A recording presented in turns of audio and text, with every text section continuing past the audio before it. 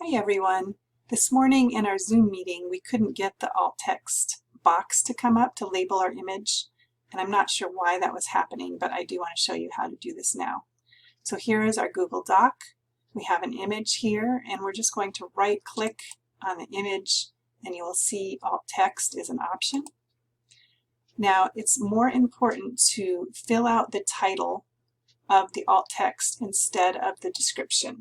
You do not have to put anything in the description box if you don't choose to, but you do have to put a description in the title box.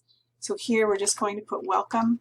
That's the text of this picture, and that's what we want to convey about that picture.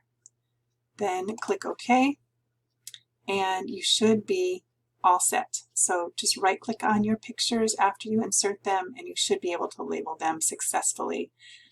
Thanks for watching, and I'll talk to you later.